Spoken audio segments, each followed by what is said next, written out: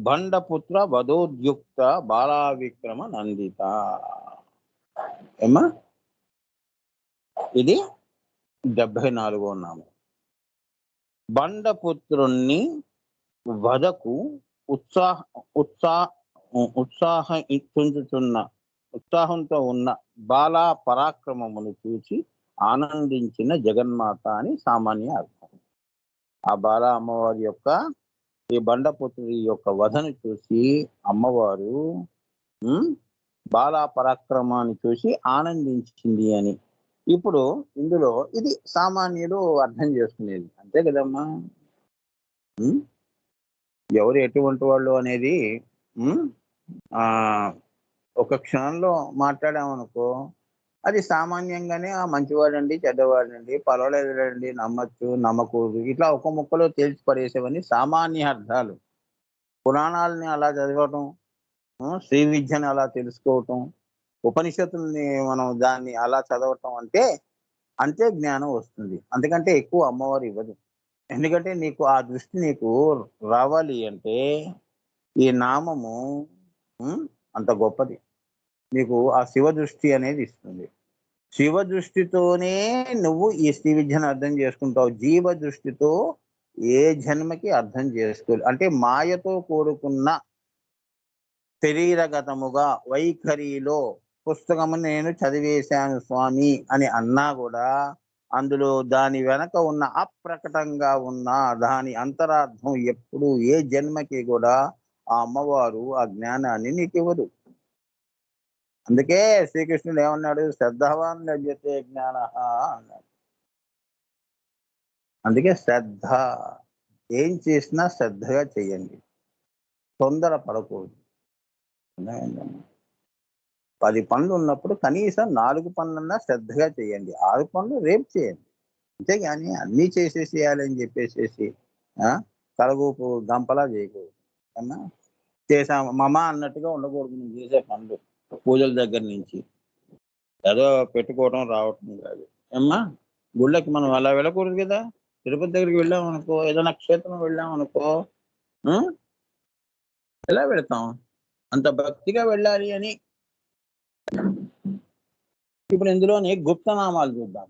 ఈ నామాలు బాగుంటాయి. ఇందులో నందిత, నంది, ఆనంది, నందిత, ఆనందిని ఈ 2 నామాలు ఇప్పుడు చెప్తాను చూడండి. నందిత అన్న ఆనందిత అన్న 2 ఒకటే. అంటే తన యొక్క లీలా విలాసాలను చూసుకుని తానే ఆనందించే తల్లి అని మన దుఃఖము కూడా కావచ్చు. అంటే ఏంటంటే నీ దుఃఖము గాని ఆమెయే నందితాయే 2 కూడా. నందిత ఆనందిత, ఆనంది నంది, నందిత కూడా ఆవిడే, మళ్ళీ ఆనందించేది తానే. ఇదంతా ఆవిడ లీలా విన్యాసము. అంటే ఇప్పుడన్నా అర్థమైందా? నందిత ఆనందిత అంటే 2 ఒకటే. తన యొక్క లీలా విలాసాలను చూసుకుని తానే ఆనందించే తల్లి. పిల్లలు అంతే కదా, చిన్నపిల్లలు ఎలా ఉంటారు, వాళ్ళ ఆటలకి వాళ్ళే మురిసిపోతూ ఉంటారు. అలానే అమ్మవారు నువ్వు ఏడుస్తున్నావు అనుకో, కష్టంలో ఉన్నానమ్మా అని చెప్పి అమ్మవారి దగ్గరికి వెళ్ళి నువ్వు ఎన్ని చెప్పుకున్నా కూడా నీ దుఃఖాన్ని చూసి ఆమె నందిత ఆనందిత నవ్వుతూ ఉంటుంది. అవి లీలా విన్యాసం. నీ దుఃఖము అంటే ఏంటంటే పర్సనల్గా తీసుకోవద్దు. జనరల్ గా ఈ సృష్టిలో కష్టము గాని సుఖము గాని తన లీలా విన్యాసాన్ని తానే చూసుకుని మురిసిపోతోంది అని. చిన్నపిల్లలు గాజు బొమ్మ పగల కొడితే ఆనందించట్లేదు, మనం బాధపడుతున్నాం. అవునా? అలానే నీ కష్టం మరి నీ మనసు విరిగింది అంటే ఆమెకి ఆనందం. అదొక ఆనందం ఆవిడికి. ఆమె లీలా విన్యాసంలో ఎన్నో ఆనందాలు, దుఃఖంలోనూ ఆనందం అనుభవిస్తుంది. ఆమె ఎప్పుడూ బ్రహ్మానందమే. అవునా? నీ దుఃఖం వలన ఆమె ఆనందం పొందట్లేదు. తన లీలా విన్యాసాన్ని, తన నుంచి వచ్చిన ఈ ఆటలన్నీ అంటే ఏంటంటే నీకు కన్నీళ్లు వచ్చేయి అంటే తనకి వచ్చేయి అని. ఆ ఏకత్వాన్ని నువ్వు తెలుసుకోవాలి. ఈ నవరసాలు కూడా అమ్మవారు అయ్యవారే అనుభవిస్తున్నారని. అది ఉన్నప్పుడు నీ కష్టం చాలా చిన్నగా కనిపిస్తుంది. అంటే నిన్ను ఏం చేస్తుంది? ఈ నందిత, ఆనందిత అనే స్థితిలో పెడుతుంది. ఈ రహస్యం తెలుసుకున్నవాడు, అమ్మా నా కష్టం నీకు ఆనందంగా ఉందా? సరే. ఇది నువ్వే. దీని తర్వాత వచ్చే సుఖము నువ్వే. అని భగవంతుడికి రిజైనింగ్ అంటే భగవంతుడికి మన తలరాతని పాదాల దగ్గర పరిచేవాడు ఉంటాడే, వాడికి ఎటువంటిది ఇష్టం? నందిత, ఆనందిత అనే స్థితి. అర్థమైందా? భక్తులకి అంతేగా. వాళ్ళ భక్తిని ఆపేశారా? లేదే. అవునా? వాళ్ళ భక్తిని ఎప్పుడూ ఆపలేదు. వాళ్ళు ప్రాణం పోయే వరకు కూడా అమ్మవారినే పట్టుకున్నారు. ఎన్ని కష్టాలొచ్చినా. భక్త తుకారాం కథలు తెలియదా? భక్త రామదాస్ కథలు తెలియదా? అవునా? ఆనందిస్తున్నావా రామా అంటున్నాడు. అవును. ఆయన ఆనందిస్తున్నాడు. కానీ చివరికి ఏమిచ్చాడు? ఆ నందిత, ఆనందిత అనేది భక్త రామదాస్‌కి ఇచ్చి విడిపించాడు గదా! మరి ఇంతసేపు నువ్వు నీ లీలా విన్యాసమా ఇది అంటే, అవును అంటాడు. ఆ రకంగా నువ్వు కష్టపడుతుంటే నేను సంతోషిస్తున్నాననేది కాదు. నిన్ను నా యొక్క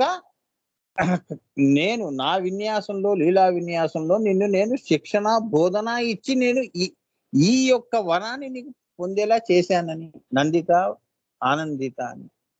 చూసావా ఇప్పుడు ఆ ఆనందం ఎంత కష్టమో. నీకు బ్రహ్మానందం వచ్చిందా లేదా అని.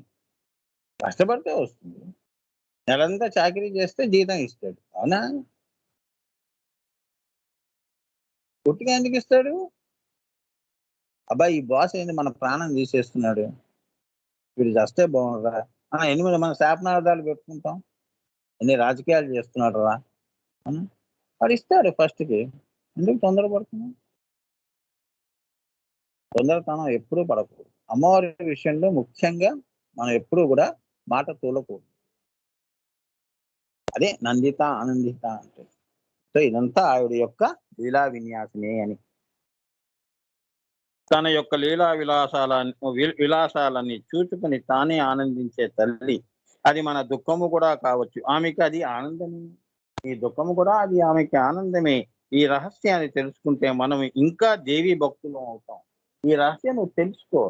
అమ్మా ఇవాళ నాకు పరీక్ష పెట్టావు అంటే అది నా మంచికే అని నువ్వు తెలుసుకొని కష్టం పడు. అది నీ లీలా విన్యాసము నీకు ఆనందంగా కలుగుతోంది. ఎందుకంటే ఆనందము ఈ పరీక్ష వలన నా పిల్లవాడు నా పరీక్షలో నెగ్గి నా దగ్గరికి వస్తున్నాడు అని. డాక్టర్ అయి వస్తున్నాడు అని. అట్లా అర్థం చేసుకోవాలి. అంతేగాని ఆ! పిల్లలు ఎదిగి డాక్టర్ అయితే సంతోషమే గదా! టీచర్ కొట్టిందని ఏడుస్తావా? అవునా? అది నందిత, ఆనందిత. తన పిల్లలందరూ మళ్ళీ తన దగ్గరికి వస్తున్నారు. తన ఒడిలోకి వచ్చేస్తున్నారు అని ఆనందం ఆవిడకి. తానే సంస్కరించుకుంటోంది అని. నందిత, ఆనందిత అని.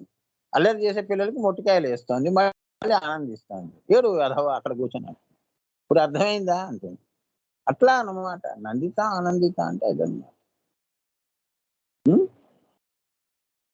ఈ రహస్యాన్ని తెలుసుకుంటే మనం ఇంకా దేవీ భక్తులం అవుతాం. ఇది తెలుసుకున్నావనుకో ఇంకా దగ్గరికెళ్తావు. అమ్మ మాట అబ్బా! ఈ మాట వింటేనే నాకింత ఆనందం వేసిందే. ఇంకో మాట చెప్పమ్మా అది గూడా నేను వింటాను. అంతేగా? ఆనందంలో ఇంకా ఎక్కువ ఉత్సాహం వస్తుంది. ఉత్సాహంలో నీకు శక్తి వస్తుంది. ఎంత పనన్నా చేస్తావు. అవునా? సంసారంలో మొగుడు ఇంత మెచ్చుకుంటే, ఆ మర్నాడు ఇంకా బాగా చేయాలని. అవునా? ఎంత బాగా చేసినా తిడుతున్నాడనుకో, వీడి మొహానికి ఇంత జాలిలే. ఎందుకు అంత కష్టపడటం. ఎటూ నన్ను తిడుతూనే ఉంటాడు. ఎంత బాగా చేసినా. అంతే గదా! సో, కొద్దిగా ప్రోత్సాహం అనేది ఉంటే ఇంకా బాగా చేస్తారు. అందుకని దేవీ భక్తులం అవుతాం. అమ్మా ఇప్పుడు నువ్వు నాకున్నావు అమ్మా ఎన్ని కష్టాలన్నా నేను భరిస్తాను. నాకు భయం లేదు అని ఈ కర్మను నువ్వు చేస్తావు. ఇది కర్మ భూమి నాయనా. అందుకే నీకు హ్మ్. ఇలా నేను నందిత, ఆనందిత అవుతాను. నువ్వు కష్టపడుతుంటే నీ ఎదుగుదల నీ కష్టంలో చూస్తున్నాను అని. అది నందిత, ఆనందిత అంటే. అర్థమైందా అమ్మా? అంతే కదా! అది తల్లి మనసనమాట. నా కొడుకు కష్టపడుతున్నాడు అని నందిత, ఆనందిత. అది ఆమె లీలా విన్యాసం. అర్థమైందా? హ్మ్. ఇంకా అమ్మకి దగ్గరవుతాం. హ్మ్. ఇంకా దగ్గరవుతాం. ఇది తెలుసుకున్నావు అనుకో ఇంకా దగ్గర అవుతావు. రోజు చేస్తావు పూజ. అవునా?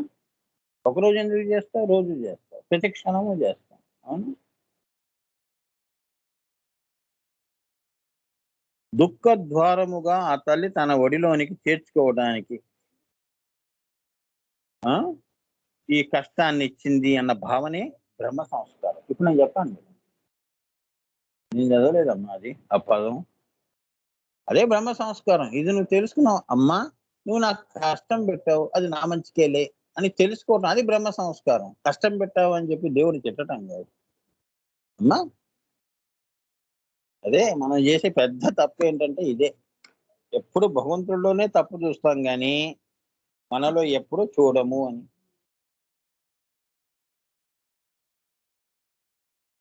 హ్మ్. అదే బ్రహ్మ సంస్కారం. ఈ నామం వలన మీరు ఎన్ని తెలుసుకున్నారు? హ్మ్. నీ జీవితాన్ని తెలుసుకున్నావు. నీ జీవితాన్ని తెలుసుకున్నావు. అలానే అమ్మవారి యొక్క సృష్టి రహస్యం తెలుసుకున్నాం. అలానే అమ్మవారి యొక్క ఆనందము అనేది కూడా తెలుసుకున్నాం. దీని వలన ఏమైంది? ఈ రహస్యం నీకు తెలుసుకోవ తెలుసుకోవటం వలన జీవ సంస్కారం పోయి బ్రహ్మ సంస్కారం వచ్చింది. నువ్వు అదే మీ గురువు గారు చెప్తుంటారు. దేవుడిని ఎలా వెధవా అంటే జీవ లక్షణాలు తగ్గించమని. సంకల్పాలు తగ్గించు దేవుడు అవుతావు అంటాడు. అమనస్కత అంటాడు. మనస్సు లేని స్థితే దైవత్వం. ఏమ్మా? రాహిత్యమే సంకల్ప రాహిత్యమే అమ్మవారు. సంకల్ప సాహిత్యమే జీవలక్షణం. మనం అంతే కదా ఊహల్ని పెంచుకుంటాం కానీ తుంచుకోం. అది. హ్మ్.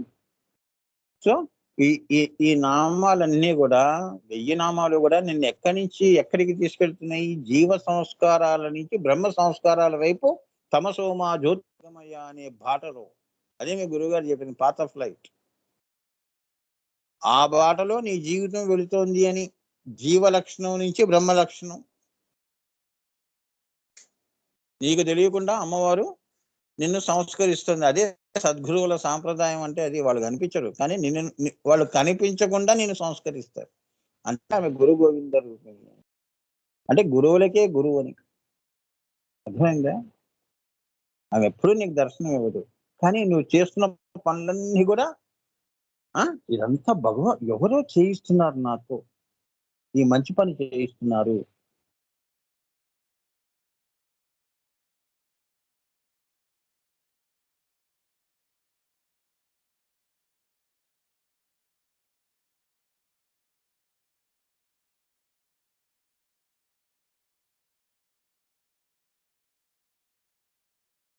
అదే, అదే నాన్నగారు చెప్పింది.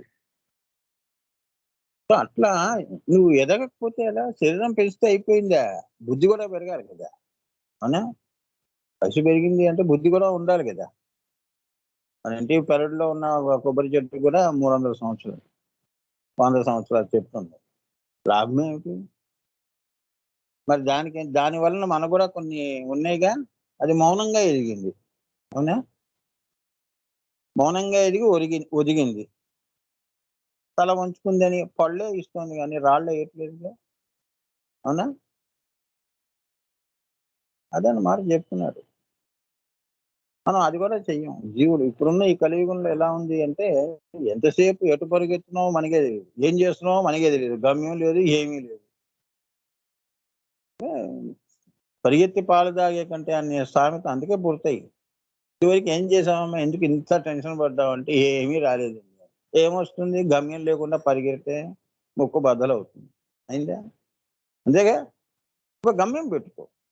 జీవితంలో ఒక గమ్యం అంటే ఏంటంటే, ఇప్పుడు జీవ సంస్కారం నుంచి బ్రహ్మ సంస్కారం అది గమ్యము. ఒక ధ్యాని ఉన్నాడనుకో, వాడు దేని గురించి ధ్యానం చేస్తున్నాడు? వాడికి అది గమ్యము. ఒక అలానే బ్రహ్మ గమ్యము, బ్రహ్మ చింతన. ఇప్పుడు హారిజాంటల్ లైఫ్‌లో, మెటీరియలిస్టిక్ లైఫ్‌లో నన్ను నేను ఎలా ఉద్ధరించుకోవాలి అనే పనులను నువ్వు చేస్తూ ఉండు. అదే సత్కర్మలు అంటారు. సత్కర్మలు, దుష్కర్మలు అని 2 ఉంటాయి. ఏమ్మా? సత్కర్మల వలన నువ్వు ఉద్ధరించబడతావు. దాని వలన నీకు జ్ఞానం అనేది కుదురుతుంది. అదే ధర్మార్థ కామ మోక్షాలు అని. ఏమ్మా? అవి చక్కగా నిర్వర్తించావనుకో నీకు ఏంటి ఆ! ఈ ధ్యానం అనేది వస్తుంది. మంత్రము నువ్వు ఉచ్చరించినా గూడా తొందరగా ఫలితాలొస్తాయి. ఎందుకంటే నీకు ఇంకా సంకల్పాలు ఉండవుగా. అన్నీ చూసేసిన వాడికి ఏముందమ్మా? అది చెప్తున్నా. ఆ! ఇప్పుడు రాదు నాయన. అందుకే సంకల్ప రాహిత్యము, సంకల్ప సాహిత్యము అన్నారు. పెంచుతావా? తుంచుతావా? అది నీ ఇష్టం. నీకు అమ్మవారు అంత అది గూడా జెప్పింది. నీకు ఇంత వయసు ఇస్తున్నాను సరే నా మాయలోనే ఉండు అంటుంది. మాయలో తెలుసుకొని నన్ను కృష్ణార్పణం అంటూ జీవితం గడిపావు సంతోషం. కనీసం మనకి అవసాన దశ అని ఒకటొస్తుంది. అవునా? మనకి తెలిసిపోతుంది వయసొస్తుంది అంటే మృత్యువు దగ్గర పడుతుందని. అవునా? సో, అప్పుడైనా కనీసం ఇది రాహిత్యం చేసుకో అని. ఆ చిన్న తపస్సే పెద్ద తపస్సవుతుంది. అంతేగా? అలా చెప్తున్నాను అంతేగా. ఈ కలియుగంలో ఇప్పుడు మోడర్న్ టైమ్స్‌లో ఎక్కడవుతుంది సార్ ధ్యానం అంటే అన్న వాళ్ళకి కొన్ని 60 ఏళ్ళకి నీ శరీరం సహకరించదుగా. ఏంటి లౌకికమైన పనులు చేసేటప్పుడు కుర్చీలో కూర్చుంటావు కదా! అప్పుడు చెయ్యి. సాహిత్యం. నేనేం చేయమంటలేదు కదమ్మా!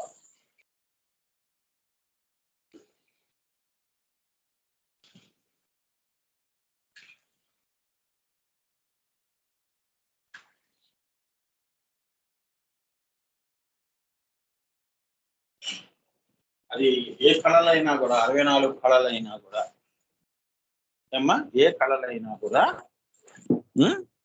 అన్నీ గూడా నీకు లొంగుతాయి అని. ఏ కళలో గూడా నువ్వు సాధన చేస్తే. ఇప్పుడు ఉదాహరణకి నామ పారాయణం ఎక్కడ చేస్తే అమ్మవారు అక్కడ ఆమె ఉండి అదృశ్యముగా, దృశ్యాదృశ్యముగా, పరోక్షముగా ఆనందిస్తూ ఉంటుంది. ఎట్లా రామ కీర్తన అన్నట్టు ఆంజనేయ స్వామి ఎలా ఉంటాడో, రామ భజన ఎక్కడ జరుగుతుంటే అక్కడ ఆంజనేయ స్వామి ఎలా చిందులు వేస్తూ ఉంటాడో, నృత్యం చేస్తూ ఉంటాడో, అమ్మవారు గూడా లలితా పారాయణం చేస్తున్నప్పుడు భక్తిగా ఆమె దృశ్యాదృశ్యంగా అదే సద్గురువు రూపంలో అని సద్గురు రూపంలో అరూపముగా, అదృశ్యముగా నీకు నువ్వు చేస్తున్న పారాయణం అంతా తిలకిస్తూ ఆమె ఆనందిస్తుంది. ఆనంద తాండవం చేస్తూ ఉంటుంది అని. అందుకే పారాయణం చేసేటప్పుడు ఆ! మనసు అమ్మవారి మీదనే మనసు పెట్టండి అని. అని అంటారు. రహస్యము అంటే ఏంటంటే లోకానికి అతీతముగా ఈ పారాయణం చెయ్యినైనా మనసుకి అతీతంగా చెయ్యి. అందుకే ఇది గుప్త నామములు అన్నారు. మిగతావన్నీ గట్టిగా అరువు. ఈ నామాలు మనసుకి అతీతంగా చేసేవి. ఏమ్మా? సో, చేసినప్పుడు అక్కడ అమ్మవారు ఆనందిస్తుంది. హ్మ్. నువ్వు చదువుతున్నప్పుడు నీకు ఆనందం కలగట్లేదు. అదే ఆనందము. చాలా నువ్వు చదువుతున్నప్పుడు ఎలా ఉందిరా నీకు అంటుంది. శ్రీమాత శ్రీ మహారాజ్ఞి అని నువ్వు చదువుతున్నావు గదా! ఓం ఐం హ్రీం శ్రీం శ్రీమాత్రే నమః. ఓం ఐం హ్రీం శ్రీం నీకెంత ఆనందం వేస్తుంది చదువుతున్నప్పుడు. అదే నా నృత్యము. ఆ ఆనంద రూపంలోనే నేనే ఆనంది, నందిత, ఆనందిత నేనే అని. అవునా? నువ్వు నిమిత్త మాత్రంగా చదువుతున్నావు. నీతో చదివిస్తున్నాను నేను. నా అంశ రూపంతో అన్ని పనులు చేయిస్తున్నాను. సంకల్పం నాది. అంతే గదమ్మా! కారు నడిపేవాడు కారు వేరుగా. నడిపేవాడిది. ఆ నడిపేవాడు ఎటు తిప్పినా ఆ టైర్‌లు అటే తిరగాలి. అలా మనం జీవులం. మనని నడిపేది మన తలరాతని నడిపేది ఆ తల్లి. సో, ఏ ఆనందం మనకు కలిగినా గూడా అది అమ్మవారి యొక్క ఆనందంగానే మనం భావించాలి అని. అదనమాట. నందిత అందుకని ఎక్కడ పారాయణం జరిగినా పారాయణం చదువుతున్నప్పుడు మనసుని నిగ్రహించుకొని అనుగ్రహం వైపు మీ ప్రయత్నం ఉండాలి. ఆగ్రహం లేదా మనసును నువ్వు నిగ్రహించుకోకపోతే చిరాకులు, ఆగ్రహము, ఎప్పుడైపోతుందనే తొందరతనము, తొందరపాటు ఇవుంటాయి. దీని వలన నీ పూజ నిష్ఫలము. ఫలశ్రుతి ఉండదు. అవునా? ఫలశ్రుతి లేకుండా సత్యనారాయణ వ్రతం చేసాం, ఘోరఘోరగా చేసాం. దానికి ఫలశ్రుతి ఉండాలి కదా! అవునా? అది చెప్తున్నాడు కదా! సో, అమ్మవారు అంశ రూపాల్లో ఉన్న ఏ దేవతా ఆరాధనైనా గాని, అది కూడా ఆమె ఆనందిస్తుంది అని. అందుకే మనం చేసే పూజలు ఎప్పుడూ కూడా ఏమ్మా అందరి తరఫున అందుకే లోక కళ్యాణంగా చేసే పూజల దగ్గర అందరూ ఆనందిస్తారు కదా! ఆ ఆనందం అందరిలో ఉన్న ఆనందం ముద్దయే ఈమె. అర్థమైందా? అది చెప్తాడు. అందుకే 10 మంది కలిసి చేస్తారు పారాయణం. ఒక్కళ్ళు చేయరు. అర్థమైందా? లలితా పారాయణం ఎందుకు చేస్తారు? అమ్మవారు ఆనందిస్తుంది అని. మా ఆనందాలన్నీ ఇప్పుడు మీది, నాది, పక్కవాడిది అందరం గట్టిగా జరుగుతున్నప్పుడు అన్ని ఆనందాలు కలుపుతాయి. అన్ని లడ్లు తీసుకొచ్చి ముందు పోస్తే ఎన్నయినాయి? ఎవరిది వారు తీసుకెళ్ళిపోతే ఏమొచ్చాయి? అందరికి తలా ఒక లడ్డు వచ్చింది. అందరూ ముందు పెట్టండి. అదే అమ్మవారు. మీ ఆనందాలన్నీ కుప్పబోయండి. అది అమ్మవారు అని. ఆమె ఆనందిస్తోంది. నువ్వు కాదు నాయనా అని. ఆ నేను అనేది తీసేసింది. అది అమ్మవారిలో కరిగిపోయింది అని. పారాయణంలో కరిగిపోయింది. దాన్నే తన్మయత్వము అంటారు. తన్మయత్వంలో నీకు నువ్వే గుర్తుండవు. అవునా? అంతే కదా! ఆనందంలో ఎవరు గుర్తుంటారు? ఎవ్వరు గుర్తుండరు. అంటే మనలో అన్ని ఆనందాలు పోత పోస్తే వచ్చిన విగ్రహమే అమ్మవారు. అది అక్కడ చెప్పాడాయన. పారాయణం అంటే పారాయణ విశేష విశిష్టత, విశేష లక్షణం ఇది. ఇలా అర్థం చేసుకుంటే ఈ అమ్మవారు బండపుత్ర వధోద్యుక్త బాలా విక్రమ నందిత అంటే అందులో ఈ మొదటి నామంలోనే ఇంత చూపించింది అమ్మవారు. అందుకే కాబట్టి అది అని పరోక్షముగా ఆనందిస్తూ ఉంటుందని పెద్దలు చెప్పారు. ఆ పెద్దలు చెప్పిన యొక్క అర్థం ఇది ఇప్పుడు నేను చెప్పింది. నేను విడమర్చి చెప్పాను కదా! అదనమాట. ఎలా ఆనందిస్తుంది అంటే ఇలా ఆనందిస్తుంది. మాకు కనిపించలేదండి ఆమె ఆనందిస్తున్నట్టు అని ఇట్లా కాదు. ఇది. సో, కాబట్టి నటేశ్వరి రూపములో ఈ నంది విద్యని అనగా పారాయణ విద్యని ఎవరైతే చేస్తూ ఉంటారో ఆ ప్రదేశమునందు ఆమె వచ్చి కూర్చుని ఆనందిస్తూ ఉంటుంది. ఇది నంది విద్య అంటారు. ఆనందీ విద్య, నందిత, ఆనందిత విద్య అంటారు. నలుగురు ఆడవాళ్ళు ముత్తైదువులు అది మన సువాసినులు వీళ్ళందరూ కూర్చొని 10 మంది ముత్తైదులు కూర్చొని చాపేసుకొని కూర్చొని పారాయణం చక్కగా చేస్తున్న చోట అది నందిత అవుతుంది అమ్మవారు. అందులో నుంచి వచ్చినది ఆనందిత అవుతుంది ఆమె అని. ఇక్కడ మనుషులు ముఖ్యం కాదు. ఈ నామమే ముఖ్యం అక్కడ. అదనమాట. అక్కడ ఆమె నృత్యం చేస్తుంది. నటేశ్వరి రూపములో ఈ నంది విద్యను అనగా పారాయణ విద్య అంటారు. పారాయణం ఎలా పడితే అలా కాదు. దానికి ఒక పద్ధతి ఉంటుంది. అప్పుడే ఆ అమ్మవారు దృశ్యాదృశ్యంగా నీకు అనుభూతి చేయిస్తుంది నేను ఉన్నాను అని.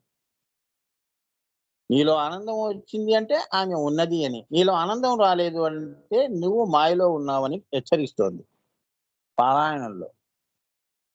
అందుకే ఒక్క గంటన ఓపికగా చెయ్యండి. మిమ్మల్ని మీరు మర్చిపోతే అమ్మవారిని ఎక్కువ గుర్తుంచుకుంటే ఈ నందిత, ఆనందిత అనేది మీదే. అంతే కదా! అమ్మవారే మీరు. అందుకే ఆమె సువాసిని అర్చన ప్రీత అన్నారు. అర్థమైందమ్మా? అందుకే ఆడవాళ్ళందరూ కూడా సువాసన అర్చన ప్రీత కాబట్టి పారాయణం వాళ్ళు చేస్తూ ఉంటారు అమ్మవారు. అందుకే ఆవిడ అక్కడ వస్తుంది అని. మమ్మల్ని అనుగ్రహిస్తుంది. అందుకని ఆడవాళ్ళు అంతకంటే ఇంకెక్కువ చేయలేరు కదా పాపం. అవునా? మగవాళ్ళు చేసినట్టు యోగము, ధ్యానము ఇవన్నీ వాళ్ళకి పాపం ఆ విద్యలన్నీ పాపం వాళ్ళకి అంత తెలీదు కాబట్టి అమ్మవారు పారాయణం వరకు పెట్టి మీరు అంత చేస్తే అదే లోపాముద్రార్చితాయై నమః. ఆమె ఏదైనా నీకు ఇవ్వాలి అనుకుంటే గురు రూపంలో వచ్చి నీకు ఆ పైనవి కూడా ఇస్తుంది. లోపాముద్ర అమ్మవారికి ఇవ్వలేదు. సో, ఇప్పుడు ఆడవాళ్ళు ఏంటంటే యోగం చేయకూడదా అని కాదు ఇక్కడ అర్థం. ఈ పారాయణం వలననే నువ్వు యోగంలోకొస్తావు. అర్థమైందా? అది చెప్తోంది అమ్మవారు. ఇంకా పారాయణము అంటే ఏంటంటే మననము అనేది ఇంకా ఆపేసేయి. నువ్వు ఆనందివి. నువ్వు కళ్ళు మూసుకొని కూర్చో చాలు అని నువ్వు మౌని అవుతావు. మౌని నుంచి నీకు యోగము పడుతుంది. యోగము అంటారు. అంటే ఆ పారాయణం నుంచి అమ్మవారు వాళ్ళని తీసేసుకుంటుంది అని. ఈ మగవాళ్ళు చేసేదంతా అవసరం లేదు. అందుకే గదా! పురుషుల్లో సగం పుణ్యం ఆడదని. అంటే ఆమె ప్రతిరూపాలు వీళ్ళంతా అని. ఆ ప్రతిరూపాలే ఈ పురుషులు రోజు హ్మ్. ప్రార్థిస్తుంటారు. పూజ చేస్తుంటారు. మరి అదే కదా బిందువు అంటే.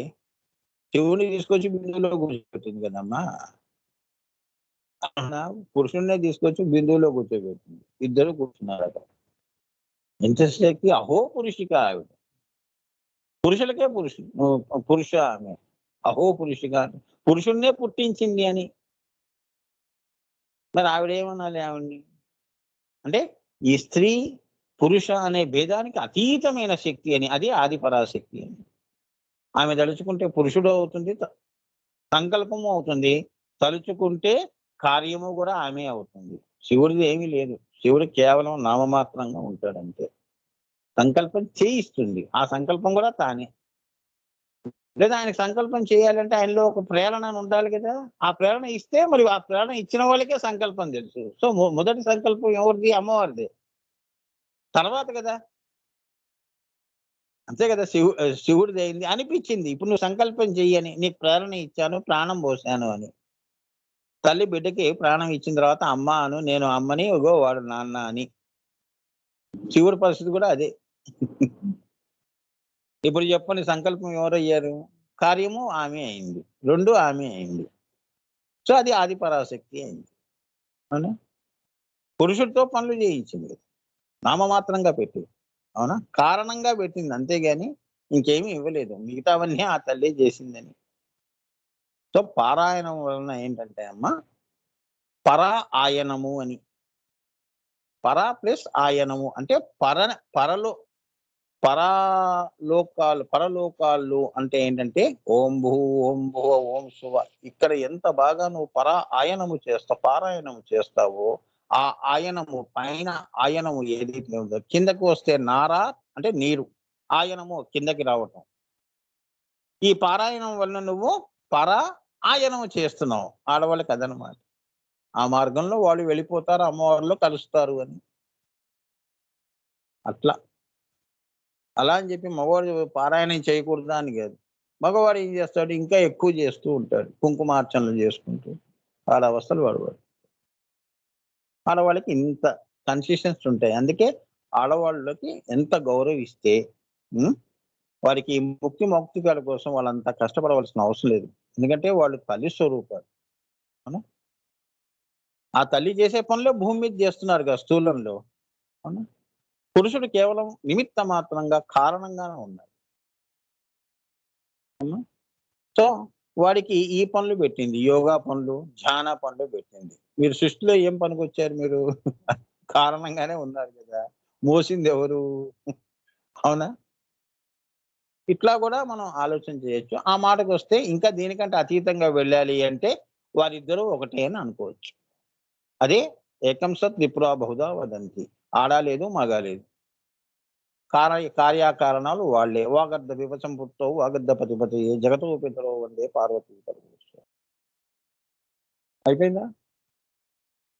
ఎందుకంటే ఆడవాళ్ళలోనూ మగవాడి యొక్క గుణాలుంటాయి. అలానే ఆడవాళ్ళ యొక్క గుణాలు మగవాళ్ళలోనూ ఉంటాయి. ఏ వాడికి మనసు లేదా? ప్రేమ లేదా? ఆడదానికే ప్రేమ ఉండాలా? కానీ ఏంటంటే ఆడదానిలో ప్రేమ అనే భాగము ఎక్కువుంటుంది. తల్లి ప్రేమ అంటారు. అవునా? మగవాడికి ఉంటుంది. అది వ్యక్తం కాదు. లోపలే ఉంటుంది. లక్షణాలన్నీ ఒకటే గదమ్మా! ఉట్టి ఆకారంలో, రూపంలో మారాం అంతే. లోపలంతా ఇద్దరం ఒకటే గదా! ఆడ గాని, మగ గాని. లక్షణ పరంగా, గుణాల పరంగా అందరం ఒకటే. రూపంలో ఏంటంటే సృష్టి కోసము రూపము. అర్థమైందా? ఇది శ్రీ విద్య అలా అర్థం చేసుకోవాలి. ఎక్కడ చూసుకున్నా గూడా అర్ధనారీశ్వర తత్వం ఉంటుంది. హ్మ్. హ్మ్. కాబట్టి ఆ ప్రదేశమునందు ఆమె వచ్చి కూర్చొని ఆనందిస్తూ ఉంటుంది. మీరు పారాయణం చేస్తున్నారంటే అక్కడ వచ్చి కూర్చొని ఉంటుంది. ఏదో రూపంలో బాల రూపంలో గూడా వచ్చి లంగా వేసుకొని, జాకెట్ ఏసుకొని వచ్చి కూర్చుంటుంది చిన్న పిల్లల రూపంలో. మీకు తెలీదు. ఆనందిస్తూ ఉంటుంది. అంటే వైఖరిలో గూడా. స్థూలంలో గూడా ఒకసారి కనిపిస్తూ ఉంటుంది. ఎవరికో ఒక ఆవిడకి కనిపిస్తుంది. ఎవరో ఒక అమ్మాయి పాప వచ్చి ఇక్కడ తిరుగుతోంది. ఎవరి పాపండి అది? అని మనం ఇలా మాయలో ఉంటాం. మా పాప కాదండి. కానీ పాప వచ్చిందండి. పారాయణ చివరిలో వెళ్ళింది. ఏమోనమ్మా! ఎవరు పక్కింటి సందులో ఉన్న పిల్లేమోనండి. అట్లా మన ఊహలు అలా కానీ వచ్చిందమ్మా. అదనమాట. ఆమె తల్లి దలుచుకుంటే ఏ రకంగాన్నా తనని తాను నిరూపించుకుంటుంది. నువ్వు పిలిస్తే వస్తుందా? నేను వస్తాను. ఆనందితగా వస్తాను. నువ్వు మరి పారాయణం చెయ్యి అంది. అంతేగా? ఆనందంగా చెయ్యి వస్తాను నేను. ఏదో రూపంలో వస్తాను. నువ్వు పిలవంగానే రావటానికి. హ్మ్.